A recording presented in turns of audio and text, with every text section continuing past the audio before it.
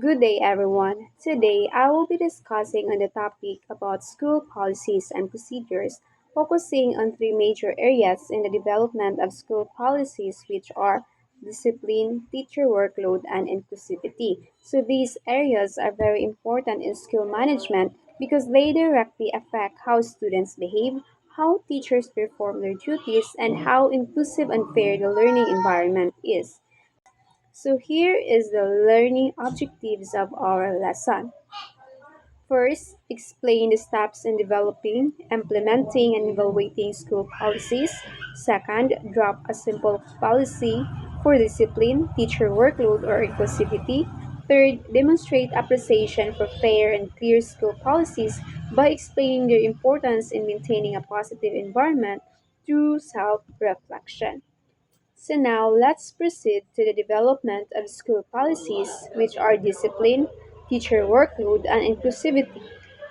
So let us discuss first on what is the meaning of policy and procedure. Now, what is policy?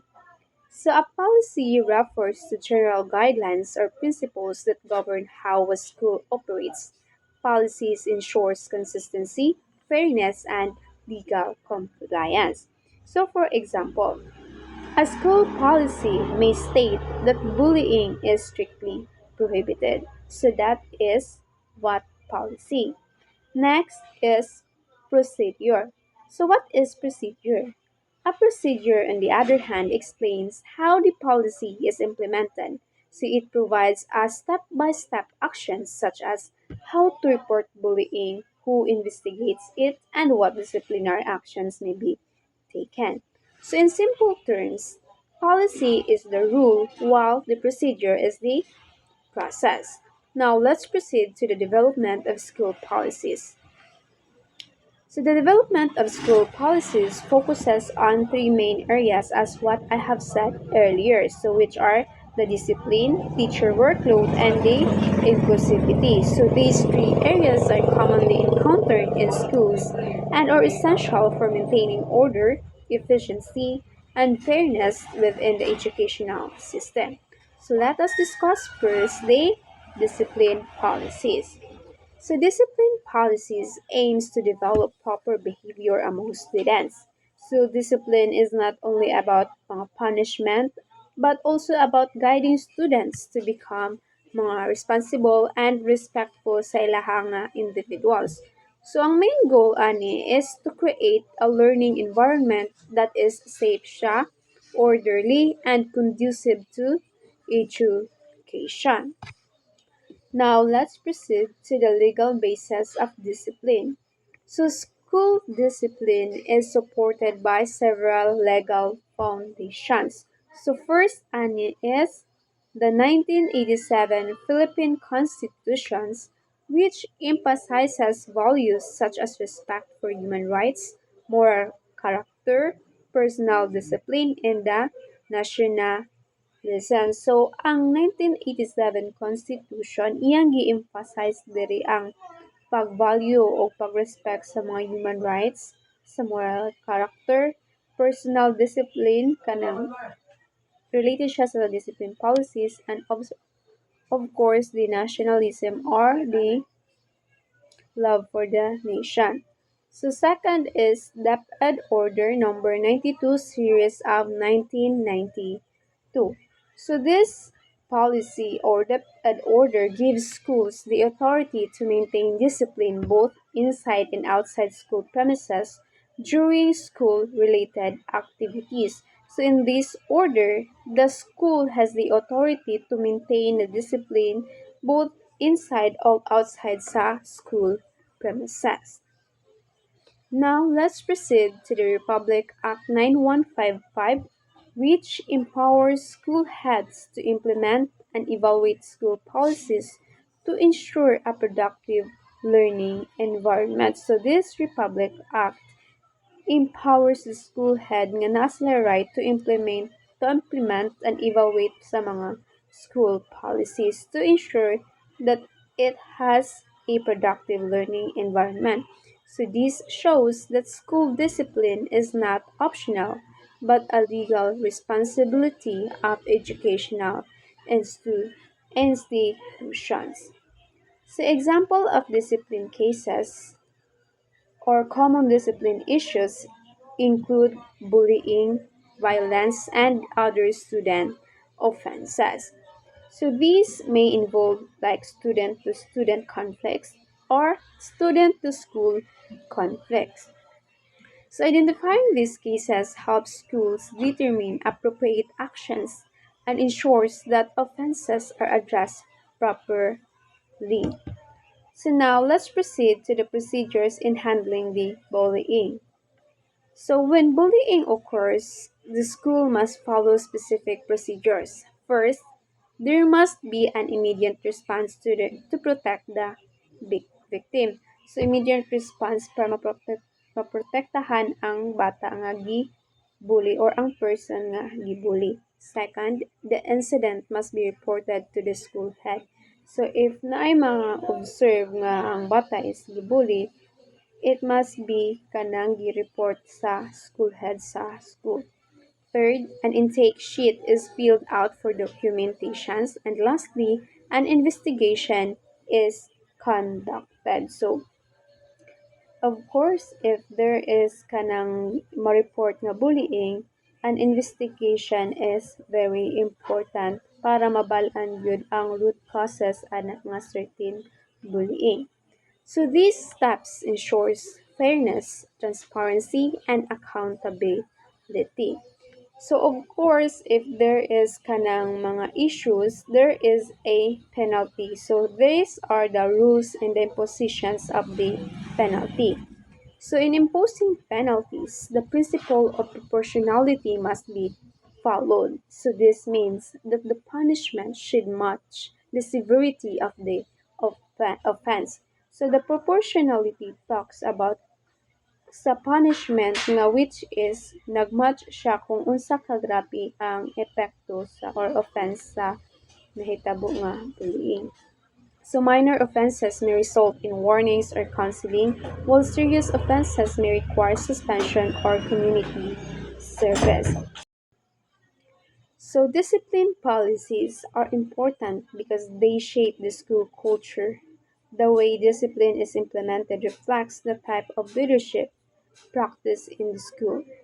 Fair and consistent discipline promotes a culture of respect, responsibility, and trust. Now let's proceed to teacher workload policy. So when we say teacher workload policy, it refers to all duties performed by teachers within the 8-hour workday, including teaching, lesson planning, grading, and meetings. So this policy aims to protect teachers from excessive workload and ensures that their primary focus remains on teaching. So these are the legal bases that support the teacher workload policy. So first is DepEd Order number 005 series of 2024. So this policy rationalizes teacher workload and prevents teacher from being overburdened with administrative tasks. So it promotes work-life balance and improves teacher performance by allowing teachers to concentrate on instructional responsibilities. Second is the Teacher Workload Policy Toolkit, Volume 1, 2025. So it is a practical guide from DepEd designed to help school heads, teachers, and staff properly implemented DepEd Order number 005 series of 2024. So it provides clear procedures, tools, and examples to ensure teachers' workloads are fair, manageable, and aligned with policy standards. So now let's proceed to the components of teacher workload. So first is teaching load. So when we say teaching load, it refers to the actual number of hours a teacher spends conducting classes, delivering lessons, facilitating learning activities, and directly interacting with students in the classroom. So teaching load, it refers to the 6 hours of kanang ang teacher mag-work in a classroom. So, nag-involve na siya like conducting classes, delivering lessons, facilitating learning activities, and etc. na mag-cover siya into 6 hours. Second is the teaching overload, which occurs when a teacher exceeds 6 hours of teaching per day. So, ang teaching overload is, di ba katon sa teaching load is nasa 6 hours nga gamiton para mag-teach per day. So, teaching overload is when the teacher exceeds or mulapaw siya in 6 hours. And last is the ancillary tasks, which include additional duties related to teaching, such as club, advising, and committee work. So, monig mga additional mga activities or duties nga gitrabaho sa usa ka teacher. So these components must be balanced to avoid burnout. So these are procedures in implementing teacher workload policy. So first is reviewing current teacher assignments, which examine each teacher's current responsibilities to ensure they are fair and within policy limits. Second is identifying teaching, ancillary, and administrative tasks, which clearly classify all duties into teaching support and administrative categories. Next, redistributing duties based on DepEd guidelines, reassign tasks to prevent overload and ensure an equitable distribution. And last is monitoring and adjusting workload as needed. So, like regularly check and adjust workloads to maintain balance and effectiveness. So, this ensures fairness and efficiency in managing human resources. So this relates to organizational leadership and human resource management. So school leaders are responsible for ensuring that teachers are not overworked and are supported on their role. So let's proceed to inclusive policy. So it ensures that all learners, regardless of background, gender, disability, or socioeconomic status, receive equal access to quality education. So it promotes fairness, diversity, and respect for all individual differences. So these are the legal basis of inclusive education. First is the 1987 Constitution and Republic Act 10533, which emphasized that education must address diverse learner needs and ensure access for all. So these laws highlight the government's commitment to inclusive education.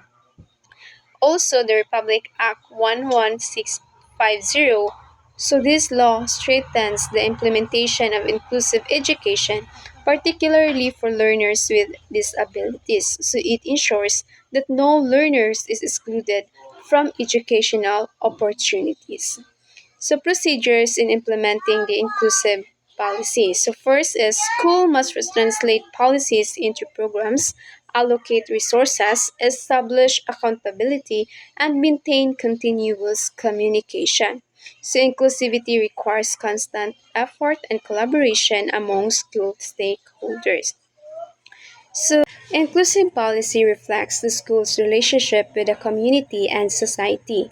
Educational leaders must ensure that no learner is excluded, especially those from marginalized groups or with special needs.